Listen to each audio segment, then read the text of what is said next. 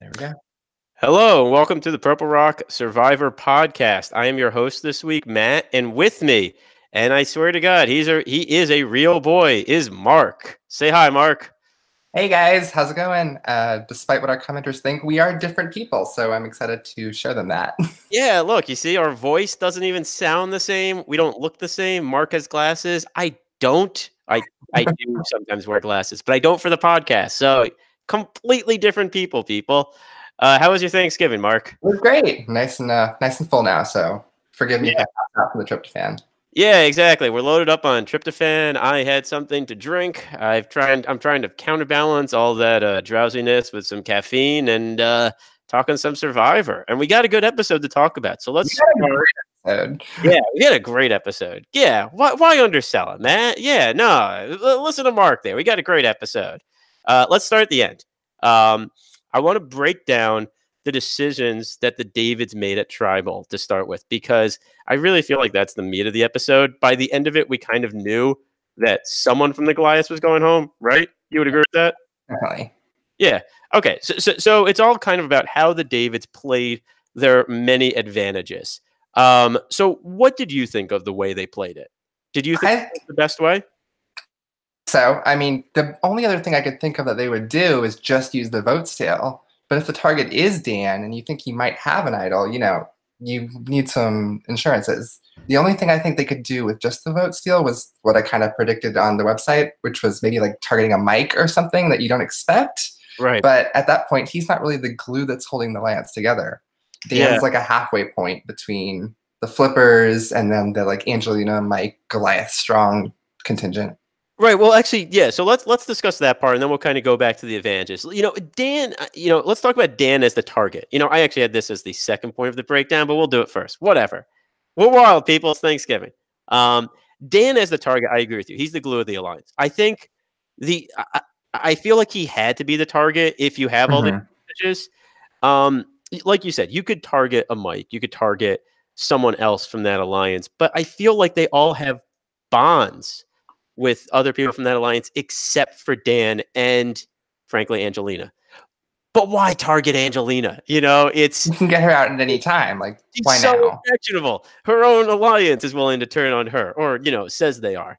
So right. So Dan then makes sense. He's the one that is the spoke in the wheels. He's the one that is stopping you from working with other people. So yeah, he's the right target, don't you? I mean, it seems that you agree. Yeah, definitely. And he's an immunity threat too. So take him out while he doesn't have it.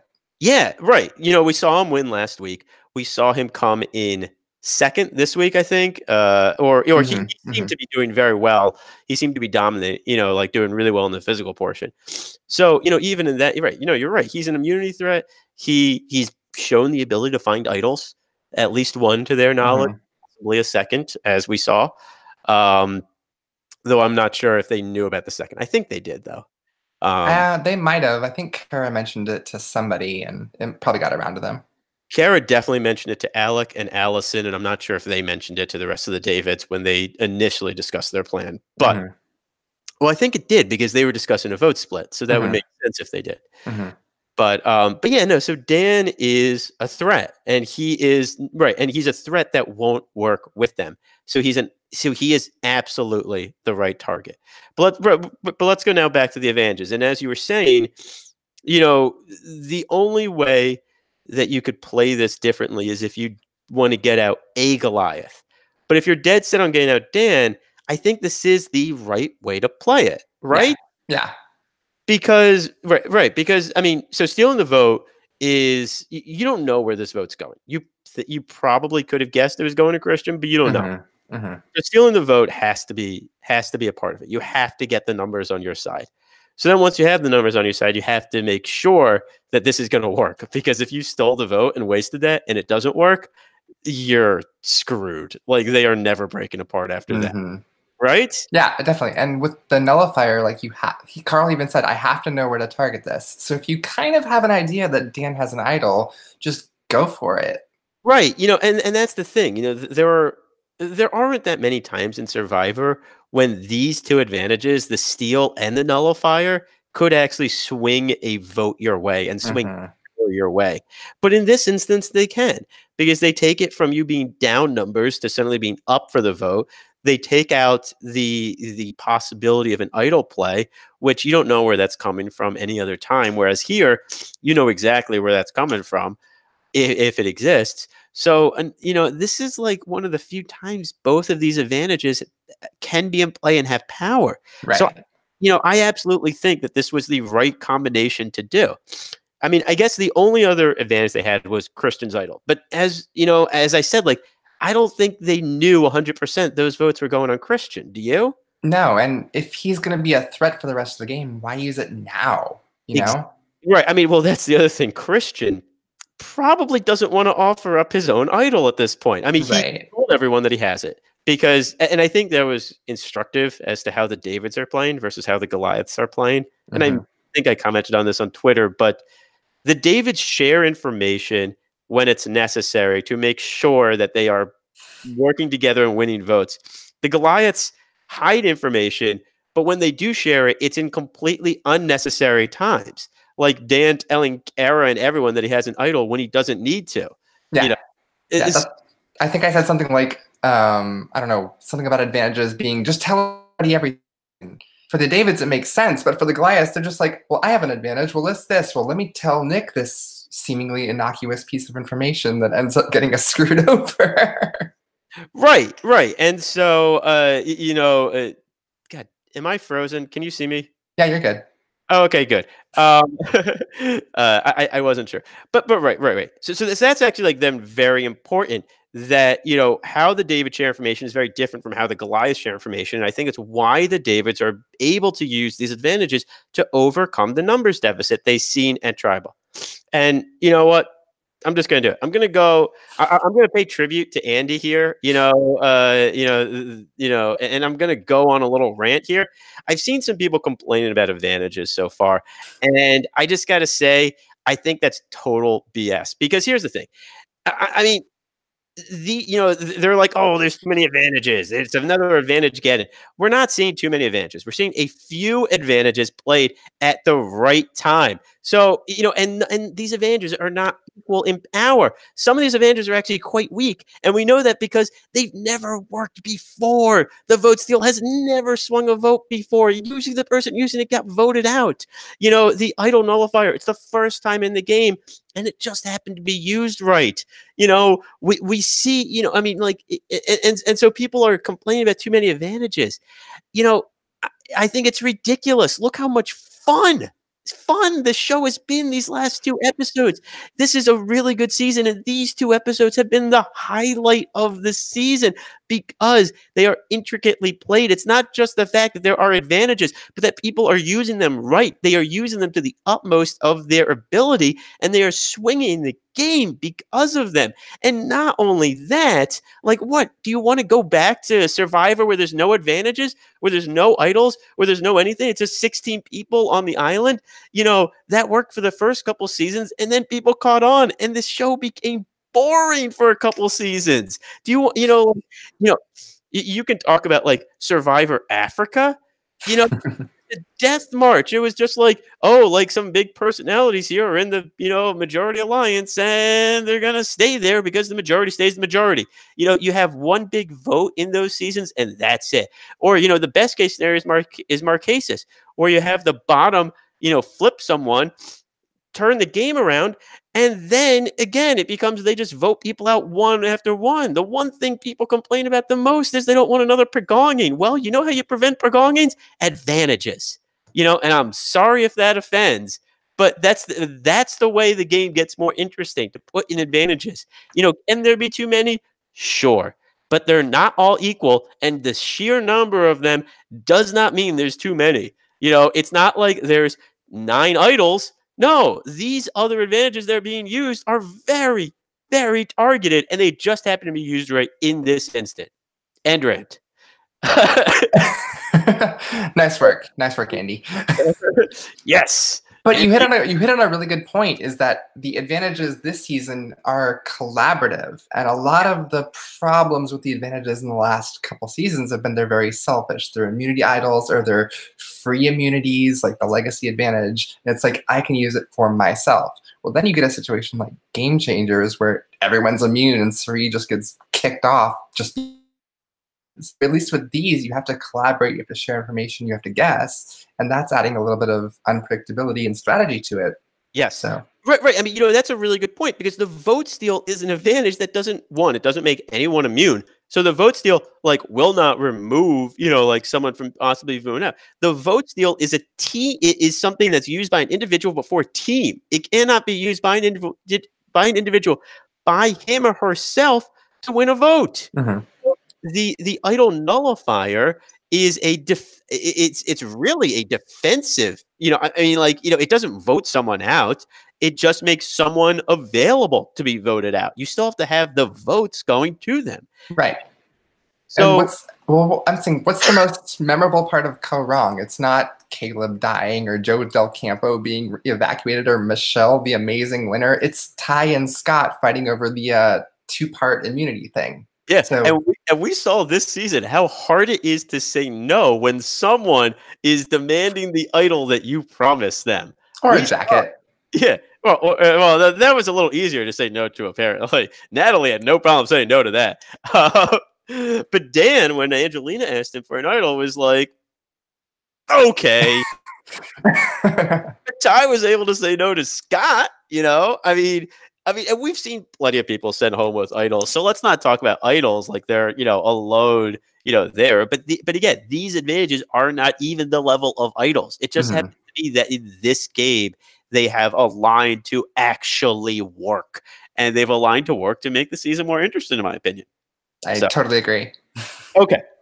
Let's get back to this episode and off of Andy speak, and I think the next thing we want to talk about is what do you make of Kara and Alec flipping their votes to Angelina? What do you think their thought process was? I actually don't mind it because earlier in the episode they told the Davids to split their vote. So Okay. if they think that the Davids are splitting their vote, then they're just tipping the scales to their preferred target because Kara wants to break out. I'm sorry, now I'm Andy. Kara wants to break away from Dan, but also he's kind of useful as her dumb puppy dog with idols. Right. So if you had a choice between the two, of course you're with Angelina. And they didn't know about a nullifier. Nobody knew about a nullifier except for those five. So I think it's not a bad idea with the information that they had. But do you think that's actually what they were doing, or do you think they were just trying to hedge against, if everyone starts playing idols again? If they were, then it was a dumb move. So I I mean, have to give them the benefit of the doubt. Yeah, I mean, I kind of want to see what their full reasoning is.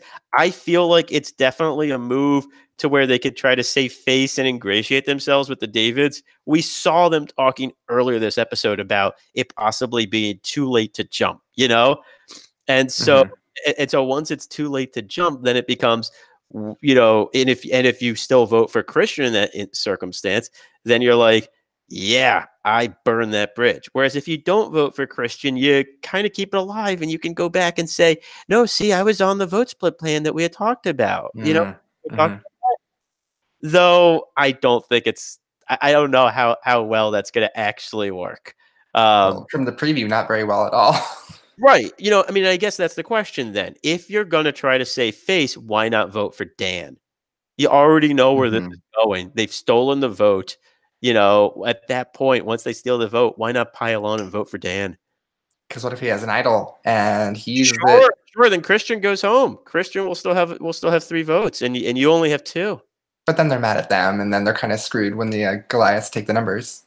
You know, I'm not saying it's an ideal plan, but I'm just trying to rationalize it here. Sure. No, no, no. And I mean, I think that is the rationalization that, they were trying to come up with in the moment, because again, this was definitely an in the moment Oh plan.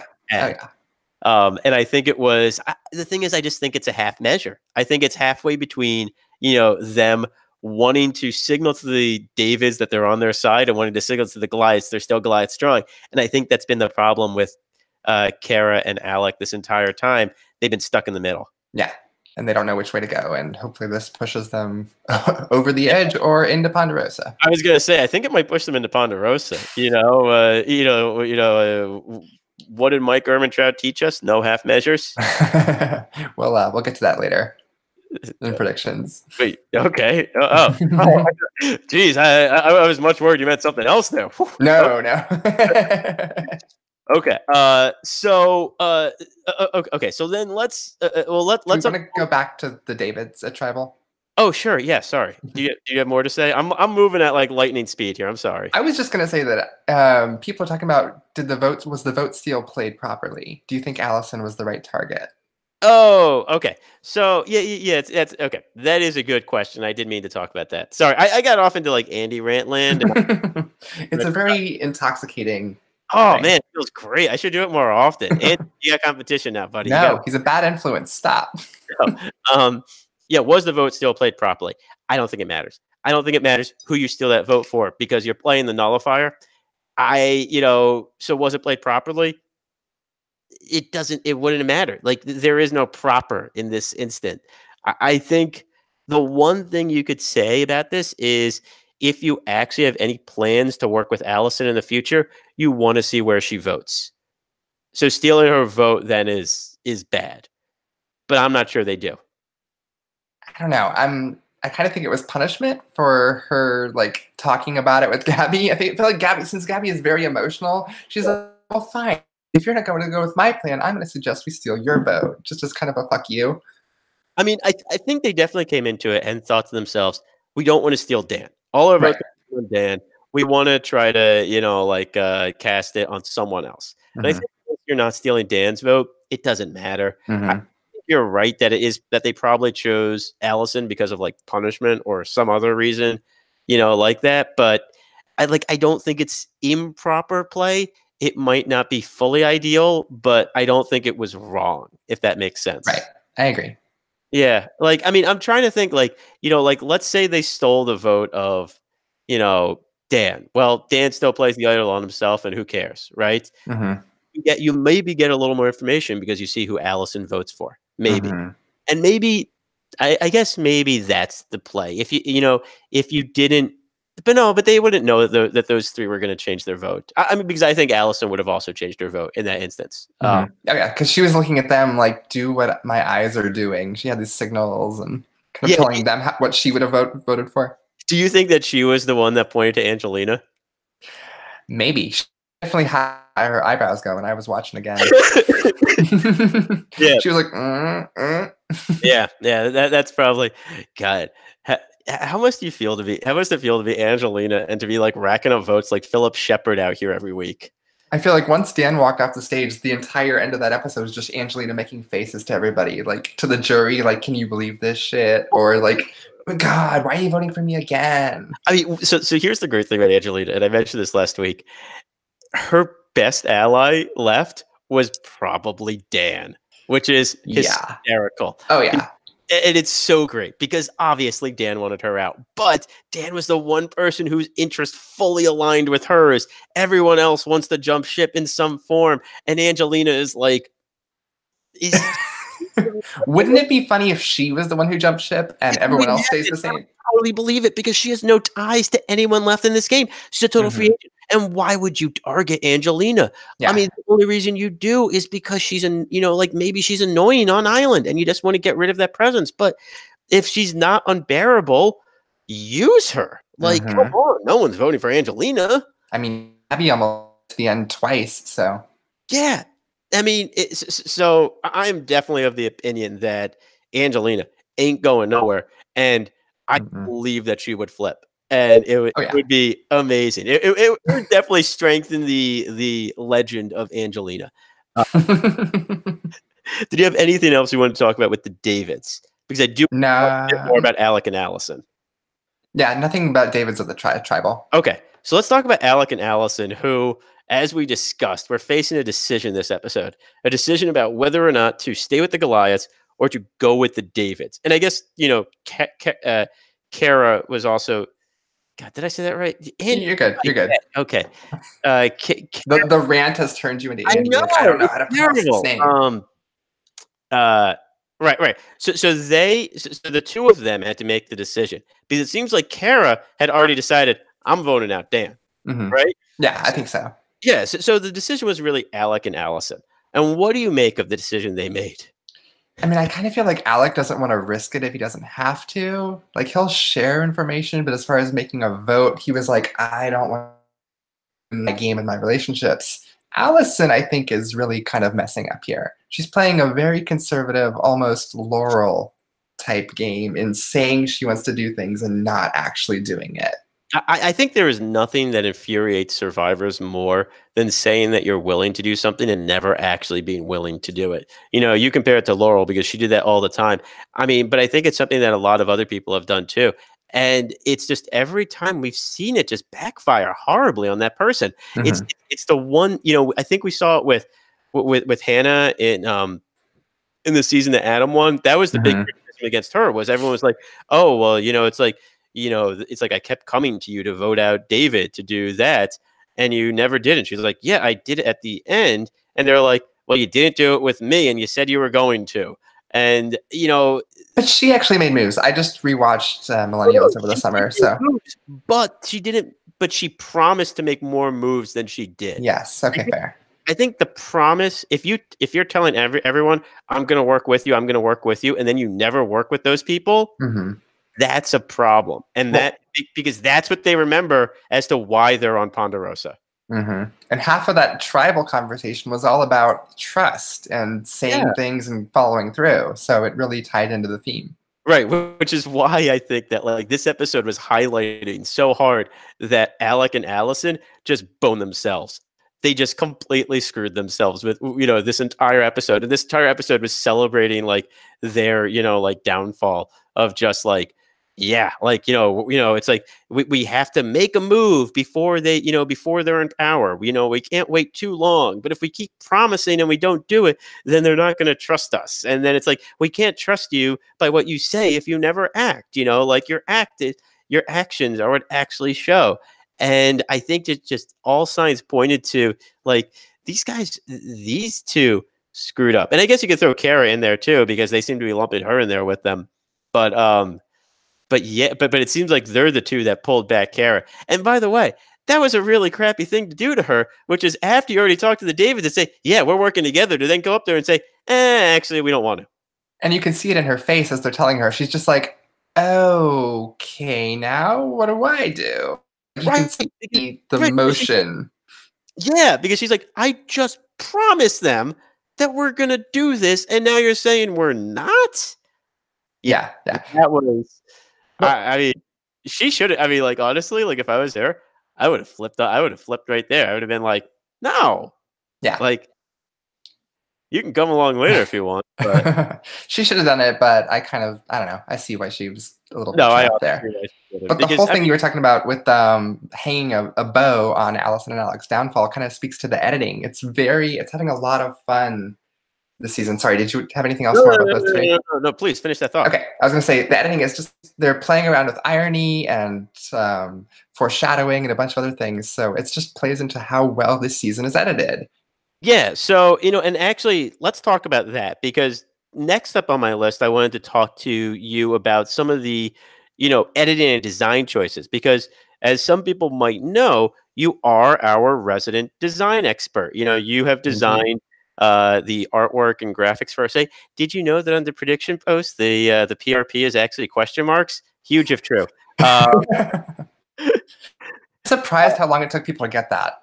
yeah, well, I'm gonna admit it took me a really long time too.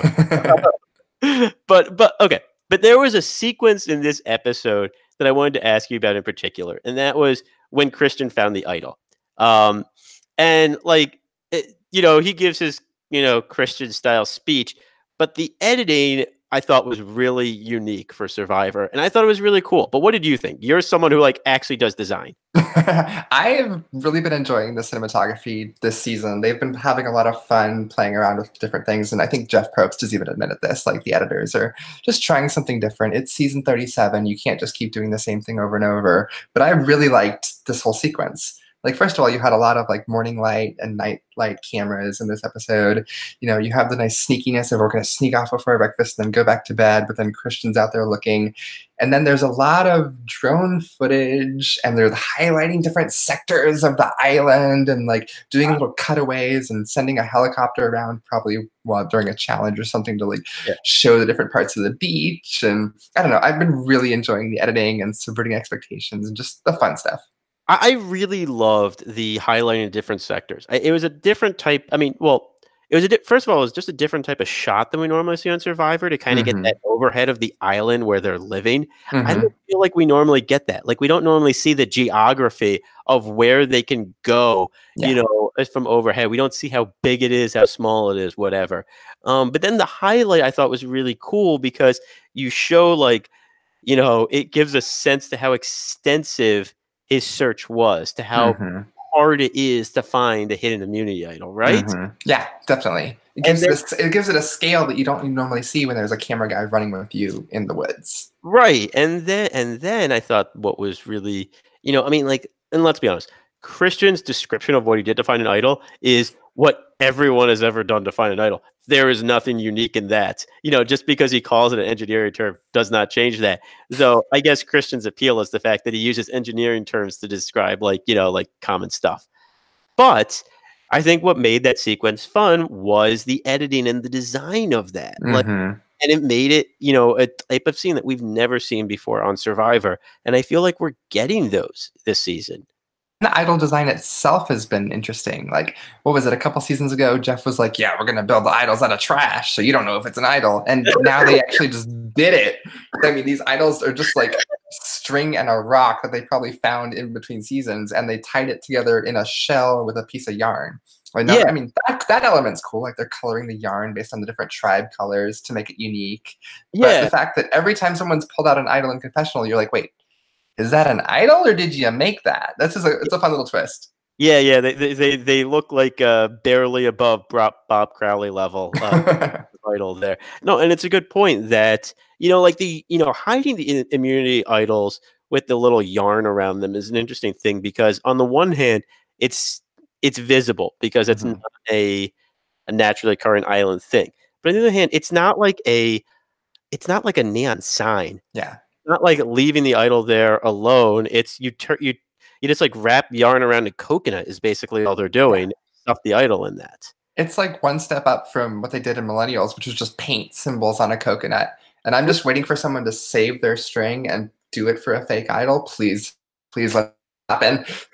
Oh God, Andy would flip out if someone did that for a fake idol. He'd be, I mean, you know how much Andy loves his fake idol. He'd be like, "Oh man, more fake idol stuff. I love fake idol stuff. Yeah, fake idols." Almost as much as his fake arguments. Yeah, right. Hey, nothing fake about a good style rant. That was 100% genuine. Okay. What about any other design aspects that you want to highlight from this season? What's your opinion of our tribal area? The tribe area is fine. I mean, you're going to keep reusing the beaches, so how many different things can you do with that? I thought the ghost one was really cool with with the skull motif. Right. That's something you can actually do cool. Whereas this season doesn't really have a cultural or artistic theme. I don't know what is going on with the art direction here. This might be a 10-second rant, but there's this weird mix of Mayan and ancient Greek, and the typography is really weird, and I don't understand it because we're in Fiji. Like, I know there's only so many times you can go back to the same water well, but I don't know. The David and Goliath, maybe they're going biblical, but between the weird tribal set...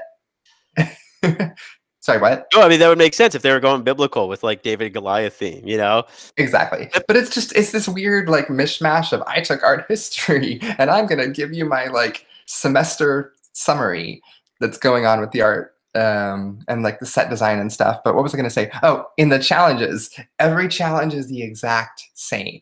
You have a big field, you have those David and Goliath words, just in case you forgot which Fiji season you're watching. It's just, I don't know. The budget cuts are starting to show. Well, I also feel like, that there might be something about the water this season because they haven't been in the water basically at all. That's true. So it might be, because the water keeps coming to them. Well, that's true, but I mean, I know there have been past seasons when they've been held out of the water because of like wildlife or Hmm. storms or whatever. So I'm wondering Hmm. if maybe that's up too, which is then Hey, necessitating the big field challenge setup. So where it's the same field. right, it's the same field every time. Though Hmm. I do think they're actually finding new twists to like kind of similar challenges, and I think they've been kind of interesting this Yeah, season. I do think the challenge design has been fun. Although I don't know how many times the snake motif, but we found out in this episode. But the Sidewinder challenge was really cool. That was something different that we don't normally see. Yeah, I was gonna say because they have had challenges where you're trying to like navigate balls through a maze, but it's usually a much more constructed maze, whereas this is Hmm. very open ended. There's a lot more places to kind of fall off. It's not as rigid, so it's a very different type of challenge. It reminds me of the one from earlier in the season when they had to lift it up the wall vertically, Hmm. and Christian did that for his tribe. Um, that's kind of what this one reminded me of. Yeah, they've been having really a lot of fun in the last couple seasons, like just playing with twists on old challenges. So I've been enjoying that part. No, me too. I think that's actually been pretty interesting. Um, so actually, let's go to this. Well, I guess before we go to this, do you have anything else you want to say about this episode? Did I miss anything? We've been moving Uh, kind of fast. I've I mean, been. there's a couple small things. Just I Oh, don't know. please hit me. Mike not covering his. Speaking of challenges, Mike not covering his combination, and then Davey just yelling out random numbers to confuse them. I thought that was a lot of fun. Like That was a I lot of love fun. Davey, and it's not just because we're both from Atlanta, but like I'm just really enjoying his energy and the thing he did. John's coat in the episode. Like somebody finally got a jacket. I was so excited. Oh yeah, no, I want to talk about that because that was like a great confessional. Because Davey was doing a whole like professional wrestling thing, only you could also tell he was holding back a little bit because he didn't want people to overhear him doing that. And Hmm. but then they were intercutting it with him like being nice afterwards to the people right after tribal and being like, "Oh yeah, it's this, this, this," and then he's like, "Oh, and I took the mirror slam down and I jumped off the top rope," and that was a great confessional.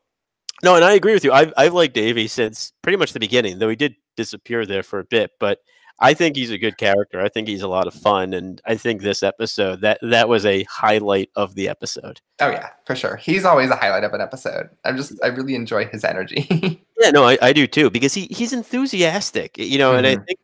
think that's the thing that I really respond to with him. It's that he's having fun out there, and he shows that he's having fun out there, and Yeah. I think that's it's not fun when you see people being miserable, you know. Right. Like if people aren't having fun, it's usually a drag on the show. But when they are, that's when the show is fun when the people out there are having fun. Which is I something I was really worried about early on is that you had cyclones and medical Yeah, evacuations and injuries. And I'm like, oh, great, here we go. It's another one of these seasons. I But know. I've been pleasantly surprised. Yeah, and then, here's another example of someone having fun. Carl at the end of this tribal I council. was just about to say that. Oh, man, that was one of my favorite moments because one, Carl's given Bing! nothing before that moment, and then Mm-mm. and then at the end he's like, "Bing!"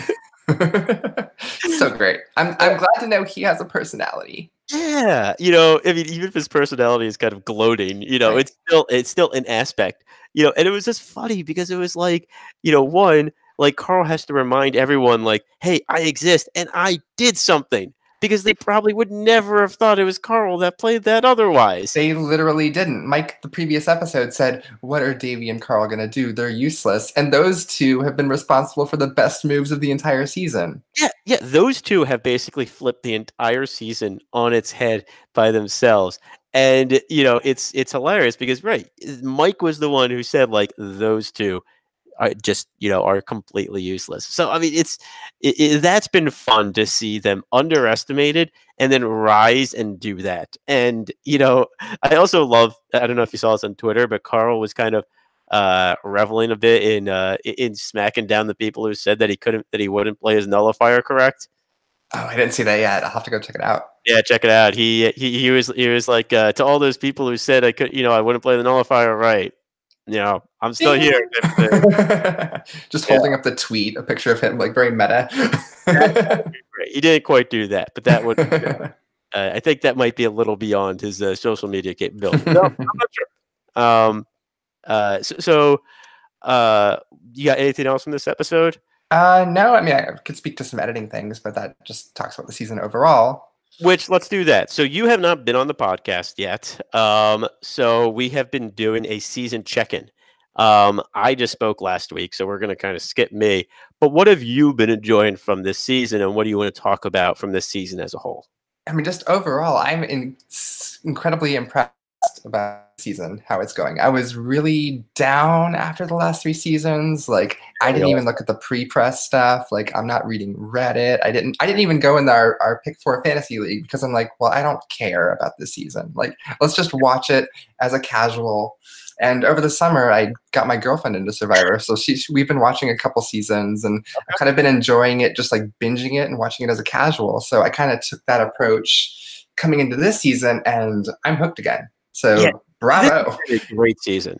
So why do you think that you're hooked? You know, is it cast? Is it episodes? What is it? Yeah, I think it is. I think it's the cast. I think it is some of the editing. They're giving a lot of people time to build characters, which is something that I really enjoy is the character-based seasons. Like we did that Gabon rewatch a couple years ago, and I kind of liked the season because the characters were great. It was character-based. The gameplay was bottom-tier garbage, but at least I enjoyed watching it. So I would actually say Gabon has worse gameplay than even Nicaragua. It's just that Nicaragua has much worse people than Gabon. Yeah. And that's saying something because you're right. Gabon is character based. They're just all trash people. So I enjoy trash people sometimes. You know, it is a reality show. They got to lean into that at some point. No, I'm with you. You know, I mean, like the funniest moments from that season were usually when the trash people were being super trash. Oh yeah.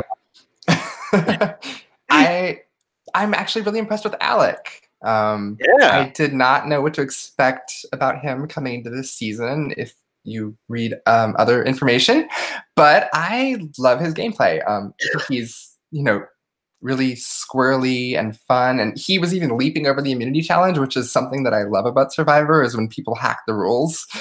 Yeah.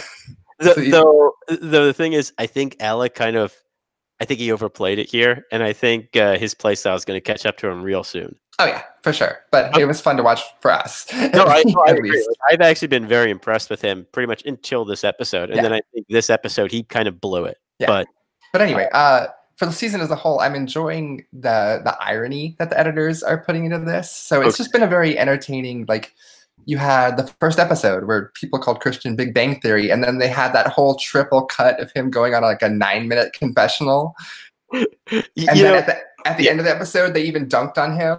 Like, he was going to walk the different direction, and then he's like going back and forth, and they showed the entire thing, him like confusingly walking across the beach. And now he's like one of the best confessional givers and maybe one of the better strategists on the David side. So I've enjoyed watching that evolution. And it is funny because you can tell, like, from this episode that Christian's propensity to give a big speech happens often enough that when he does start doing it, everyone just kind of like settles in and gets ready to listen. Because like when he started at Tribal, everyone else just kind of like sat back, smiled, and like started looking because they knew that Jeff was gonna like give him this moment. Because I bet he's been doing it every week. So it's kind of like, oh, this is Christian time now. But they don't seem to hate it. They kind of like indulge it in a fun way. It's like fun charming. It's not like some of the other quote unquote nerd types that they cast where they're either self-important or woe is me.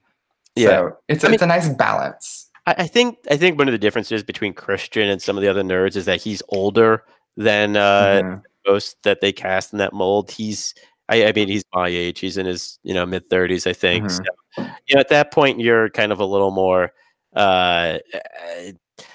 comfortable with your nerddom. You're not putting on an act. You can play it up at times, but you're kind of just like, oh, like this is kind of like the way they want to hear it, and I can kind of turn it on and off a little more. And I think he does that to a certain extent. I think he turns it more on when the cameras are on him, but I think it's a reflection of who he is, just a little more. And that's a good point. I haven't looked really at the bios a lot, but this is a little bit older cast, right? There's not a lot of early 20s actors. I feel like a lot of the youngest people got eliminated kind of early. Yeah. I think Jessica was like one of the youngest people. Yeah, I knew she was like 18 or 19. She was super young, yeah. I feel like Alec is super young too. Mm. But I think most of the Goliaths were late At least, 20s. yeah, at least late 20s. So Yeah, I think that and that plays into it a little bit. oh, I absolutely do too. I kind of feel like the prime survivor age is like 27 to 35. It's like, I mean, that's the age when I feel like you're mature enough to not be making the social faux pas that the young people always make, Hmm. but you're still like young enough to be dynamic. So, We running out of time to apply, aren't we? well, I'm running out here. So, I gave myself a year on the back end there. Uh, no. Okay. So, unless you want to say anything else about the season, I think it's time for predictions. I mean, nothing that no one else has already said. Okay. So, let's start off with the one prediction each. Who do you have going home next? I think that the preview is going to pan out properly, and Angelina is going to take revenge on Kara because she seems the most obvious to flip. And so she's going to join with the Davids because they don't care who they're going to vote out. They're like, sure, just vote out a Goliath. So I think Angelina's going to flip, and it's going to be what 6-4 on Kara. Okay. So you think it's Kara. Okay. Mhm. So I have a similar feeling, only I think it's Allison. I think there's nothing Hmm. to be Gabby scorned, and I feel like they stole Allison's vote. She can't even muster up the like half-hearted, "Oh, I was going to side with you," that Alec and Kara are going to try and do, and she Hmm. doesn't have the spite that Angelina has to flip over to the to back to kind of really sell her flip to the Davids. I kind of feel like Allison is going to be the one who pays for indecision this week, so she's my pick to go. It's totally because of her spike in visibility, right? Oh yeah, totally. I mean, it's I mean, she was basically invisible, and then 4 weeks ago she shows up on screen. So that's a classic Edgic sign. Absolutely. 4 weeks, she is going to be the first boot of a 2 hour double boot episode because we might be getting two boots next week because it's 2 hours. I think So so. let's pick a second person. Who do you have as your second person? I'm just gonna lean into the preview here. I think Carl is gonna get on the David's nerves. I think Oh, okay. the Gabby scorned thing, I think, is gonna go in Carl's direction. And now that they have an advantage, why not just get rid of a David that annoys you? So Oh, I think Carl might be on yeah, the but receiving end of Gabby's tear see, fit. that'd be interesting because booting Carl would probably lose Davy too, wouldn't it? Maybe, but at that point, where's he gonna go? That's a good point. So I'm gonna stick with them eliminating Goliaths that were stuck in the middle. I'm going Alec. I'm going Alec as my second one. So they are All gonna. right. I'm going. They're going Allison and then Alec. They're gonna punish the two people that were caught most in the middle for this vote, and then they will start tearing each other apart. All Is right. kind of the way. Dr. Sean. Nice alphabetical strategy you had there. Yeah. Well, it'll be Allison first, and then Alec. Hmm. So Alec would have been the more alphabetical first boot, but And this is why I'm doing the design and not the writing. well, I mean, I am a lawyer, so um, all right. Well, I think that's all we got, Think right? so, yeah. Awesome.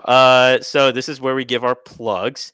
Hope if you're watching us, you can find us on YouTube at our channel, Purple Rock Podcast. We have a website, purplerockpodcast.com. We have a Twitter, Purple Rock Pod. I am Purple Rock Matt. He is Purple Rock Mark. Again, not the same person. You can subscribe at any of the usual pod catching type of things. I don't know, whatever they are. iTunes. I don't actually know which ones we're on. Stitcher, I don't, Google, I don't know. I don't know if we're on those ones, but sure, Uh, yeah, look for us on there. that would take effort. Yeah, I mean, I don't normally do this, you know, but when we do it great.